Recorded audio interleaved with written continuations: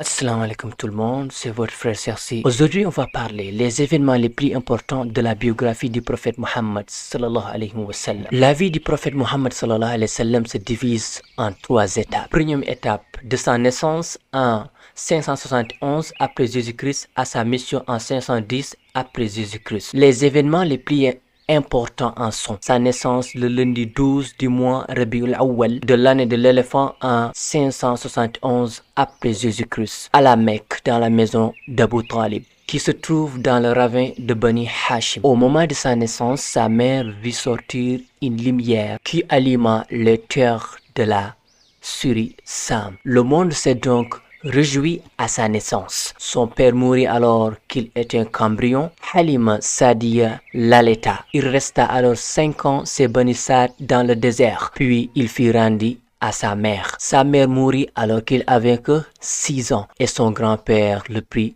en charge. Au moment de sa 8e année, Abdul Muttalib, son grand-père, mourut. Alors, c'est son oncle paternel qui lui prend en charge. Il se préoccupait de lui et lui accorda tous ses soins. À l'âge de 25 ans, il maria avec Khadija. Il participa à l'alliance d'Al-Fudul, une alliance conclue pour soutenir les opprimés. L'âge de 40 ans fut l'événement de sa mission. Deuxième étape de la mission en 610 après Jésus-Christ, à l'égir du prophète en 622 après Jésus-Christ. Le début de la révélation à la grotte de Hira intervient alors qu'il avait 40 ans. Commencement de la révélation du Coran, la conversion de Khadija en islam, l'appel secret de l'islam durant 3 ans. Un groupe de notables et d'esclaves embrassèrent l'islam. L'appel en public à l'islam et la persécution du prophète et les musulmans. La première émigration. Le prophète sallallahu alayhi wa sallam ordonna à ses compagnons d'immigrer vers Abyssinie en vue de préserver leur religion. Le prophète fit assiéger dans le ravin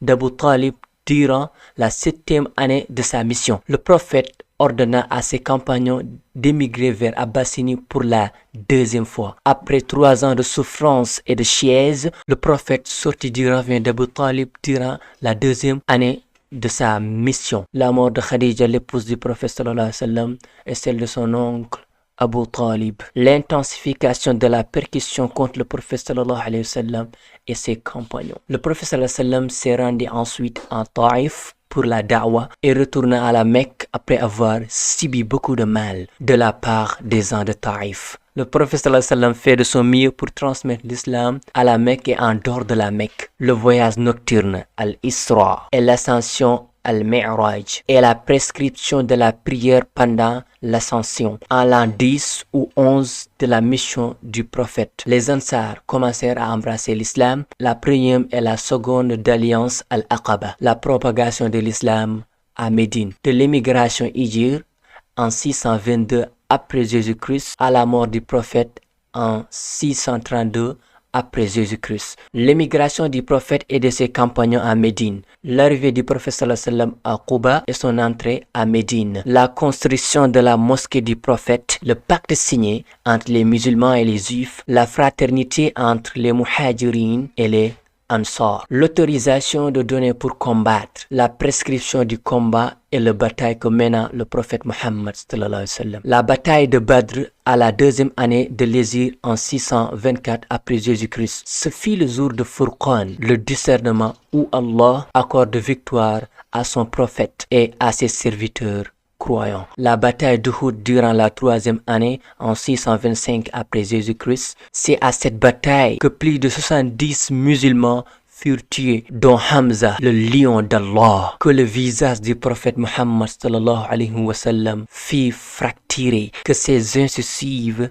furent cassées et qu'il a failli être tué. La bataille du fossé Al-Handaq durant la 5e année de l'hégire en 627 après Jésus-Christ, où Allah fit vaincre le polythéiste sans combat. La pacte d'Al-Hudaybiyah durant la 6e année de l'hégire. Un traité de paix fut conclu entre les musulmans et les polythéistes avec des conditions précises. Cependant, Allah le nomma une victoire éclatante. La bataille de Khaybar durant la 7e année de l'hégire, où le prophète assiégeait les juifs à cause de leur complot contre l'islam et les musulmans. Le retour des émigrés d'Abyssinie 10 ans après, la victoire de la Mecque durant la 8e année de l'hégire, l'amnistie accordée aux ans de la Mecque et l'entrée d'une foule des ans de la religion d'Allah. La bataille de Hunayn contre les tribus de Hawazan et de Saqif. Au début, les musulmans subirent la défaite, mais ensuite Allah les a affermis. Ils se remportèrent la victoire contre les mécréants et prirent leur bien en butin.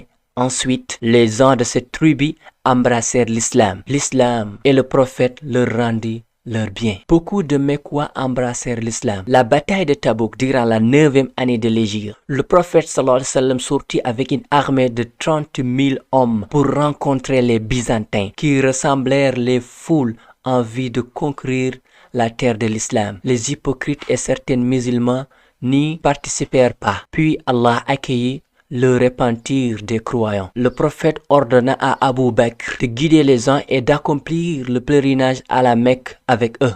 La révélation de la sourate al-Bara, le désaveu ou le repentir, qui nous dit que les polythéistes ne sont qu'impurs et qu'ils ne devront plus s'approcher de la Mecque, de la mosquée sacrée après cette année-ci. Le pèlerinage de Dieu, effectué par le prophète sallallahu alayhi wa sallam durant la 10e année de l'Hégire, 632 après Jésus-Christ, en compagnie de plus de 100 000 musulmans et faisant allusion à son décès après le parachèvement de la religion et l'accomplissement de bienfaits, la maladie et le décès du prophète Muhammad sallallahu alayhi wa sallam durant la 11e année de l'Hégire.